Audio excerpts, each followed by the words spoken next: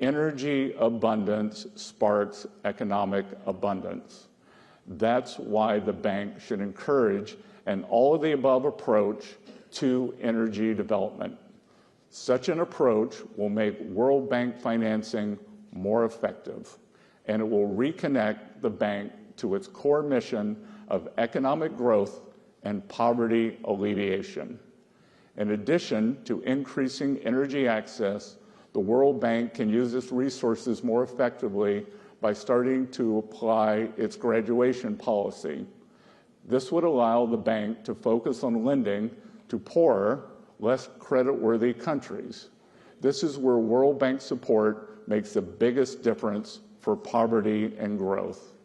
Instead, the World Bank continues to lend every year to countries that have met the criteria to graduate from World Bank borrowing. There is no justification for this continued lending. It siphons off resources from higher priorities and crowds out the development of private markets. It also disincentivizes countries' efforts to move away from dependency on the World Bank and toward job-rich, private sector-led growth. Going forward, the bank must set firm graduation timelines for countries that have long since met the graduation criteria. Treating China, the second largest country in the world, as a developing country is absurd. While it has been at the expense of many Western markets, China's rise has been rapid and impressive. If China wants to play a role in the global economy commensurate with its actual importance, then the country needs to graduate up. We welcome that. The World Bank should also implement transparent procurement policies based on best value. It must help countries move away from procurement approaches that prioritize only the lowest cost bids. Such procurement policies reward distortive and subsidized industrial policies that undermine development. They may also stifle the private sector and incentivize corruption and collusion and result in greater long-term cost. Procurement policies based on best value are better from both an efficiency and development perspective, and their robust implementation will benefit the bank and its shareholders. Related to this subject, I wish to send a strong, and I emphasize strong, message about procurement policies as regards Ukraine. No one who financed or supplied the Russian war machine will be eligible for funds earmarked for Ukraine's reconstruction. No one. To conclude, I invite our allies to work with us as we rebalance the international financial system, refocus the IMF and World Bank on their founding charters. America First means we are doubling down on our engagement with the international economic system, including at the IMF and the World Bank. A more sustainable economic system will be one that better serves the interests of the United States and all the other participants in the system. We look forward to working with all of you in this endeavor. Thank you.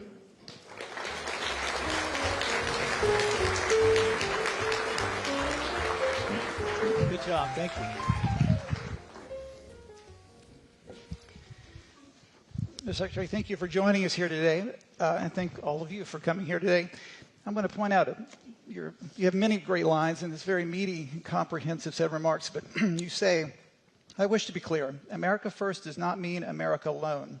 To the contrary, far from stepping back, you seek to expand U.S. leadership in international institutions like the IMF and World Bank. I must say there's a collective sigh of relief across this town right now, because the concern coming into this week is that you were going to do exactly what you said you're not going to do, which is the U.S. would withdraw, but you want to lead. What you're asking for is simply getting back to factory settings, right? Focused approach, and deal with the issues that you see are most paramount, correct? Correct. As I said in my confirmation hearings, I think U.S. engagement with the international financial and multilateral institutions, we should engage, and we should be in it to win it for the American people and for the rest of the countries and for the client countries. 20 years ago, a senior U.S. Treasury official gave a speech very similar to this, calling on the IMF and said the IMF was asleep at the wheel in dealing with imbalances. Hank Paulson started the Strategic Economic Dialogue with the Chinese. Every Treasury Secretary since then have had an approach. So how will you do this differently, and how do you think that you'll proceed in this approach? What is your philosophy? What is your tools, and how will you execute on this? Well, look, I think that our move toward reordering the financial or trading system is a start. I think that today, as I reaffirm our engagement, but set up a list of core principles and back to basics for the institutions. And again, being from the private sector, we want to see results. And we want to see timelines that, as you and I were talking about backstage, global rebalancing has been a topic for more than 20 years. Long time. And it's some countries may have a 100-year perspective. We don't. Right. China obviously is an important part of this administration's forum in economic policy. You'll be meeting with your Chinese counterparts. What will you tell them in the sense of how they obviously are aware that there's huge imbalances, their manufacturing capacity is enormous, especially in things like automobiles. How will you help them understand that it's not just about talking, it's about executing? Well, look, I don't think I have to help them understand. I think they understand very well. And it's just a matter of impetus and will. So I believe I first went to Japan in 1990, 91, within 12 months of the peak of the bubble. A decade of that unwind, a decade of malaise. And then in 2012, I ran across a fellow, 2011, who was running for prime minister named Shinzo Abe, and he knew that Japan needed change and implemented it very quickly. 10 years later, more than 10 years later, Japan has had a remarkable economic run, and I think that our Chinese counterparts that will come to this realization, and if some of our policies, sometimes it takes an external push. Right. Alternatively, what I have said previously, there is an opportunity for a big deal here, that the U.S. is looking to rebalance to more manufacturing. The identity of that would be less consumption. If China is serious on less dependence on export-led manufacturing growth and a rebalancing toward a domestic economy, I think they use the term dual circulation. Right. Well, right now it's really singular circulation. And if they want to rebalance, let's do it together. This is an incredible opportunity. And I think if Bridgewater founder Ray Dalio were to write something, he could call it a beautiful rebalancing. Indeed. But a big part of that will also be our own fiscal imbalance. And as you mentioned, we're running deficit 6% of GDP at the top of the cycle. Not sustainable, as you yourself have pointed out. How important is it to also address our fiscal imbalance as part of this larger rebalancing? Well, it's very important that I think most people in this room are trained economists, and everyone knows that a trade deficit emanates from three things. External trade policies, which we are intent on addressing, and the external trade policies can be tariffs, non-tariff barriers, currency manipulation, and the state subsidy of labor and means of production. Mm-hmm. So terms of trade or trade regulation is one. Two is our budget deficit. So the larger our deficit, the more it creates a demand suck, also pushes up the interest rates. And then three, the level of the dollar. The U.S., we continue to have a strong dollar policy, and the dollar will adjust based on markets. Everyone asks me, well, what does a strong dollar mean? And to me, the strong dollar means having the policies in place to the deserved capital flows and have confidence. But it doesn't mean that the price on the Bloomberg screen every day. And it also has different meanings in terms of bilateral the prices. So it's really three-pronged. But Tim, to your question, I have talked about we did not get here quickly with this spending. The U.S. does not have a revenue problem. We have a spending problem. And I have suggested when I first met President Trump to talk about joining his campaign 2 years ago that we need to get back to a long-term sustainable budget deficit of something with a 3 in front of it, which works. We have 2% nominal growth or 2% inflation, projected 1.8% growth, which I think could be much higher if we implement our economic policies. Now, you reaffirm the strong dollar policy first articulated by Bob Rubin. Valerie Giscard d'Estaing in the 1960s talked about the U.S. exorbitant privilege of the dollar. There are some in this town who question that privilege and actually see it as a burden. Do you see it as a privilege? That the U.S. sits at the center of the global economy is enabled by the use of dollars, and that it's natural that the usage would come down over time. And I think that the U.S. will always, for my lifetime, be the reserve currency. I actually am not sure that anyone else wants it. I can't remember, one of the European officials said today, maybe it was Mr. de Guindos, I can't remember, said, oh, well, the euro could become a second reserve currency. Well, we've just had a substantial appreciation in the euro. For export economies, it's a lot of pressure. And look, I think that the reaffirming our belief in these international institutions is also part of that. You mentioned the euro. You mentioned in your comments Mario Draghi's report from last year. There was the letter report. Before that, I've been spending a lot of time in Europe. There does seem to be a much more a buoyant atmosphere in Europe. They see this as an opportunity for them. I said something about a possible renaissance. I was heckled a bit, but I actually am pretty positive on Europe. Do you think this is an opportunity to shift some of that demand? The world is reliant on U.S. final demand. To shift some of that demand for Europe, is this a positive time for Europe? Look, I think it can be. And it wasn't in a straight line. It wasn't always the way a trained diplomat would have done.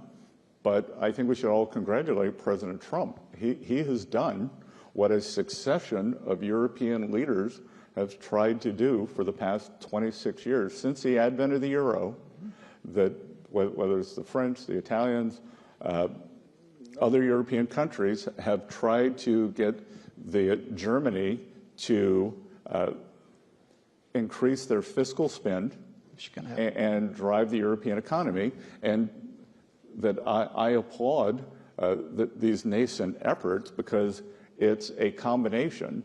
It's a combination of economic stimulus, and it is a combination of burden sharing on the European continent for defense.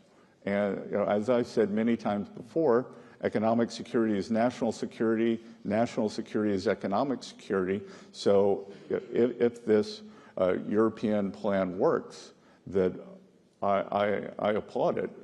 I had a private meeting with the Spanish finance minister last week, 2 weeks ago, and he said, you're going to be pleasantly surprised with where we go on military spending, and that this 2% number today, he was right. Yeah. So you're already taking on the these tasks. You have China, more consumption, less investment, deal with their manufacturing excess capacity. Europe is a great opportunity. The U.S. rebalancing here, including on fiscal. So what do you want the IMF to do? What would you like to hear from Kristalina over the next couple of days, or the board, in the new direction, again, back to factory settings direction? What do you want to hear from them? Well, again, I think it's just been mission creep. Yeah. And just occasionally you have to trim your garden when the weeds grow. And I think that it's back to basics. What are our priorities, and how are we going to judge success? And the World Bank, you discussed about graduating the medium-sized countries that should have graduated some time ago. That changes the commercial model of the World Bank, but obviously you think that's important, that they need to be graduated. Yes. Yeah. I mean, it's just, as President Trump says, it's common sense that you can't have the second largest economy in the world. And it's as I said in my speech, I applaud their rapid growth, but you don't get both. I have a teenager who sometimes wants to be treated like a child, sometimes wants to be treated like an adult, and yeah. I got one of those too. Yeah, and it's an adult economy. You mentioned energy, specifically nuclear, during the campaign, and since you've become secretary, you've talked about energy production is one of your important legs. The U.S. produces about 13 million barrels of oil a day, the largest producer in the world. What more do we need to do here, and how can the World Bank, what do they need to do more to encourage fossil fuels as well as nuclear, and I assume all the above? Yeah, look, the sine qua non for economic growth is energy abundance, and we need to drive the right combination of the crawl, walk, run for these countries in charge in terms of sustainable production. But by sustainable, I mean robust and baseload, right. Not what I would call almost a luxury belief that we have in the West. Like they are worried about pumping water. They are worried about heating their homes, running their hospitals, and we've seen that the intermittency doesn't work. Even kind of in middle developed countries, maybe like South Africa, that seems to have rolling blackouts. Right. So that's not a model. We want to have a model of strong baseload and then bolting on the alternative production, as opposed to beginning with alternative production and then having this latency or intermittency that makes it impossible to industrialize. In the final minute or two, let me just turn to financial intermediation. There's a famous adage that capitalism without capital is just another ism. The institutions you see here are important intermediaries, both in the capital markets and in other forms of financial intermediation. What is your vision, especially for the U.S., in terms of financial regulation? What do you want the industry to look like? Obviously, the capital markets, the U.S. is a crown jewel of this economy. How should we encourage that not only here, but abroad? Well, I think that I've been getting a lot of questions on private credit, and I think that private credit is an interesting addition to the U.S.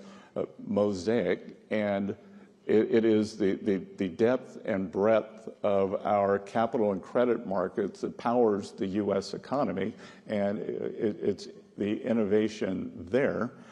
I think that private credit's a very new and interesting part, but it is happening outside of the regulated ecosystem. Right. And I always like to say, I'm not an economist, I'm an economic historian, and I think that is a distortion of the system, and it tells me that the post-2008 regulatory corset is too tight on the regulated institutions, and we want to deregulate them or make them more able to provide the opportunity to lend to the American economy and perhaps into the international economy in a smart, safe, and sound way. as we've seen, the history of financial crises is a overreaction on one side, and I think that we had a regulatory overreaction. I convened something in the U.S. called FSTOC, the Financial Stability Oversight Council, which convenes the regulators, and I think through partnership with the 3 U.S. banking regulators of Federal Reserve, Controller of the Currency, and the FDIC, we can come up with a system that makes the regulated financial system prosper again. And what the U.S. has that is different than most other G7 countries is just the number of financial institutions. We don't have 5 big banks, 3 big banks. And in the U.S., the community and small banks, which are provide 70% of agricultural lending, 40% of small business lending, 40% of real estate lending. And in the U.S., we've had this incredible boom on Wall Street. I think Wall Street can continue doing well. But I think it's Main Street's turn to share in the prosperity, and I think it was the pullback by the small banks, the post the GFC, that's kind of created this stagnation on Main Street, and we're determined to fix that. Mr. Secretary, I always say Treasury is the sober voice of reason. What we've heard today from you is a sober voice of reason. We wish you all the best. Ladies and gentlemen, a round of applause for Treasury Secretary. Thank you.